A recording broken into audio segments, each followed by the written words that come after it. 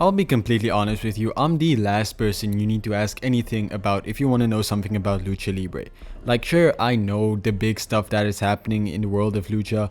I know some wrestlers from AEW and WWE, but for the most part, my only experience from that comes from having watched all of Lucha Underground in the past. So that's why I was really interested in seeing what Worlds Collide had to offer. Since I regularly watch NXT and that's the primary crossover here, I was interested in seeing this because I knew a lot of wrestlers and I was excited to see who I'm going to get to know here. So we're going to talk about Worlds Collide, what I got out of the show one for one. So let's start with the first match of the night. The show opened with a 6-man tag team match. Latino World Order, which is Dragon Lee and Cruz del Toro, teamed up with Lince Dorado to go up against Octagon Jr, Aerostar, and Mr. Iguana. So Joaquin Wild was supposed to team up with the LWO, but he got injured apparently, so he was replaced with Lince Dorado.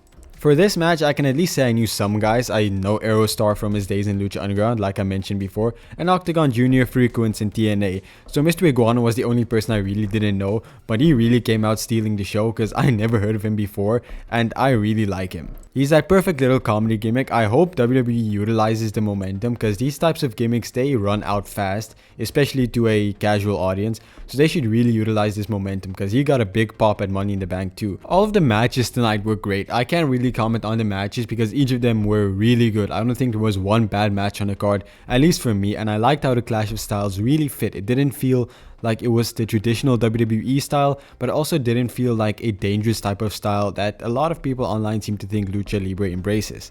And this was a really solid match to start the show with. Now, the LWO lost this match, which kind of makes sense. I'm going to talk about them more in a second.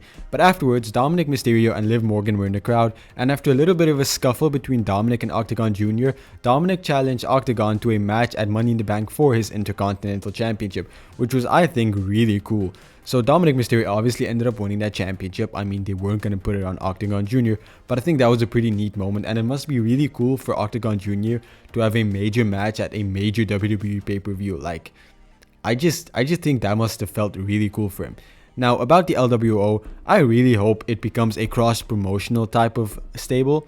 Like, I get Lince Dorado was just put in here because Joaquin Wild got injured, but I would think it would be really cool if, like, people from NXT, people from TNA, Evolve, even AAA, are members of LWO, and it's this whole cross-promotional stable. I think that would be really cool, and Lince Dorado can be the first member of that faction, or at least the first member like officially outside of WWE. The next match was Stephanie Vecker and Lola Vice versus Chic Tormente and Dallas. So I apologize if I'm not used to these names yet because, like I said, it's my first exposure to a lot of these people, so I will make a few mistakes. But I think this was a really solid match. Stephanie Vecker and Lola Vice ended up winning, which is obviously the right result. Stephanie Vecker is a demon for the amount of matches she wrestled over the weekend. But I'm gonna say that the AAA girls didn't really stand out to me, and maybe they just didn't have a unique look, or at least more unique than some of the other people I've seen. Or maybe it was just I didn't know their gimmicks yet. But for the most part, I was more invested in Stephanie and Lola. But hey, I hope I'm going to tune into AAA more, see what's going on there. So maybe they'll steal my attention there. But for the most part, my focus is really on Stephanie and Lola, who I'm very invested in, both on NXT and the main roster. So that's all I really have to say regarding this match. Then we had another 6-man tag team match, which was Psycho Clown, Alijo de Dr. Wagner Jr. and Pagano. Yo, I messed that up so badly. Anyways, they faced Legato Del Fantasma, and I maybe it's because I don't really watch SmackDown, but Santos Escobar really looks like that villain from Far Cry 5. Joseph Seed is his name. I just looked that up. Like, he really looks like him, and I think they should lean into that more, because as far as I know, Santos Escobar isn't really too over with the main roster audience.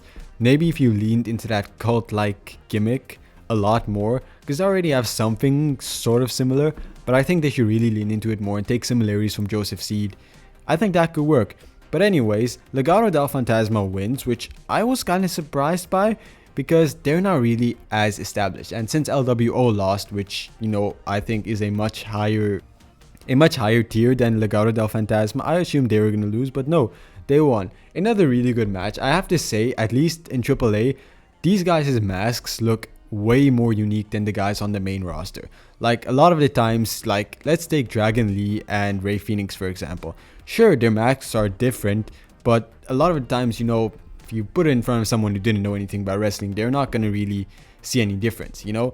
But at least here, like Psycho Clown and Pagano's masks looked so very unique and different, and I think that really helped with making everyone stand out, and WWE should really take notice of that for their main roster or for their luchadors. Like, sure, you have Rey Mysterio, who has a very unique mask and is very iconic, and then Pentagon is, or Penta is also has a unique mask, but everybody else, there's nobody I think really stands out and like, yeah, that guy, I can recognize that guy just by his mask. I don't think there's anyone really on the roster like that besides Rey and Penta. Up next was a Fatal 4-Way match for the North American Championship. It was Ethan Page, Rey Fenix, Javon Evans, and Laredo Kid. So people from TNA, people from main roster, and people from NXT. Ethan Page ends up retaining the championship, which makes sense. I didn't expect him to take it off of him because he has a match with Shawn Legacy coming up on NXT. So it was kind of a predictable outcome, but I was kind of rooting for Javon Evans. He's one of my favorites, and he also stood out this match. Like I said, every match this night was just fantastic, and there wasn't really a lot for me here to learn regarding luchadors because I already knew everyone here. So pretty fun match. Ethan Page retains, which is a result I'm fine with. Then in the main event, we had Chad Gable versus Vikingo, who's the AAA World Champion. Or, my mistake, he's the AAA Mega Champion. So I'm gonna have to get used to that too. I was kind of surprised that they didn't use El Grande Americano here, because that felt very fitting. But Chad Gable himself also is very fitting with the storyline going on. Vikingo ends up retaining the championship, which a result that I'm iffy about. I was kind of under the assumption they were going to put it on Chad Gable. No disrespect to Vikingo, he's amazing. But it felt like a perfect opportunity to give Chad Gable like a world championship. Well, not a WWE. You get what I mean here. I feel like there's a lot Chad Gable can do. And then maybe eventually he could have made the mistake of actually bringing the Speed Championship with him. Because El Grande is the Speed Champion.